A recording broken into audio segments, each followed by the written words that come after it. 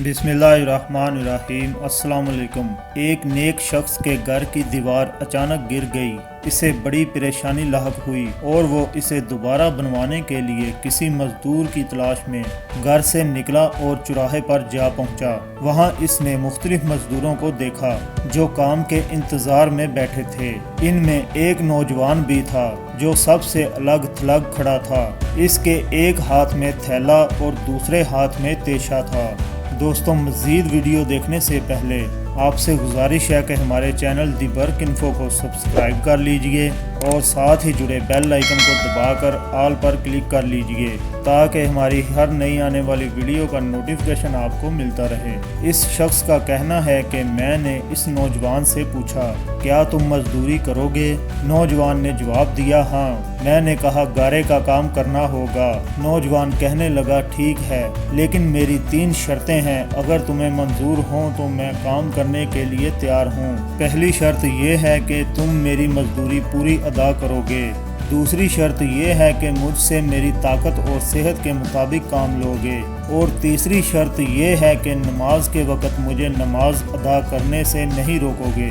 मैंने ये तीनों शर्तें कबूल कर ली और इसे साथ लेकर घर आ गया, जहां मैंने इसे काम बताया और किसी ज़रूरी काम से बाहर चला गया। जब मैं शाम के वक़्त वापस आया तो देखा कि इसने आम मजदूरों से दुगना काम किया था। मैंने बखुशी इसकी उजरत अदा की और वो चला गया। दूसरे दिन मैं इस नौजवान की तलाश में दोबारा इस चौराहे पर गया, लेकिन वो मुझे नज़र नहीं आया। मैंने दूसरे मजदूरों से इसके बारे में दरियाफ्त किया तो इन्होंने बताया कि वो हफ्ते में सिर्फ 1 दिन मजदूरी करता है। ये सुनकर मैं समझ गया कि वो आम मजदूर नहीं बल्कि कोई बड़ा आदमी है। मैंने इनसे इसका पता मालूम किया और इस जगह पहुंचा तो देखा कि वो नौजवान ज़मीन पर लेटा हुआ था और इसे सख्त बुखार था। मैंने इससे कहा, मेरे भाई, तू यहाँ अजनबी है, तन्हा है और फिर बीमार भी है। अगर पसंद करो तो मेरे साथ मेरे घर चलो और मुझे अपनी खिदमत का मौका दो।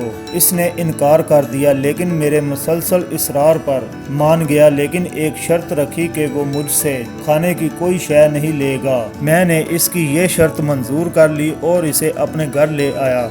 वो 3 दिन मेरे घर क़याम पजीर रहा, लेकिन इसने ना तो किसी चीज़ का मुतालबा किया और ना ही कोई चीज़ लेकर खाई। चौथे रोज़ इसके बुखार में शिद्दत आ गई तो इसने मुझे अपने पास बुलाया और कहने लगा, मेरे भाई, लगता है कि अब मेरा आखिरी वक्त करीब आ गया है, लिहाजा जब मैं मर जाऊं तो मेरी इस वसीयत पर अमल करना कि जब मेरी रूह जिस्म से निकल जाए तो मेरे गले में रस्सी डालना और घसीटते हुए बाहर ले जाना और अपने घर के इर्द गिर्द चक्कर लगवाना और ये सदा देना कि लोगों, देख लो, अपने रब ताला की नाफरमानी करने वालों का ये हशर होता है। शायद इस तरह मेरा रब मुझे माफ़ कर दे।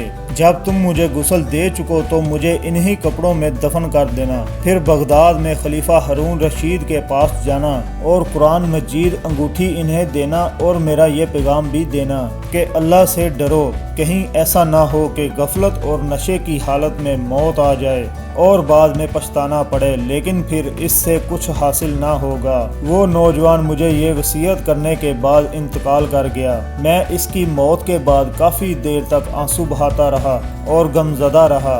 फिर मैंने इसकी वसीयत पूरी करने के लिए एक रस्सी ली और इसकी गर्दन में डालने का कसद किया तो कमरे के एक कोने से निदा आई कि इसके गले में रस्सी मत डालना। क्या अल्लाह के औलिया से ऐसा सलूक किया जाता है? ये आवाज़ सुनकर मेरे बदन पर कपकपी तारी हो गई। ये सुनने के बाद मैंने इसके पाँव को बोसा दिया और इसके कफनो दफन का इंतज़ाम करने चला गया। तो दोस्तों, ये थी हमारी आज की मालूमाती वीडियो।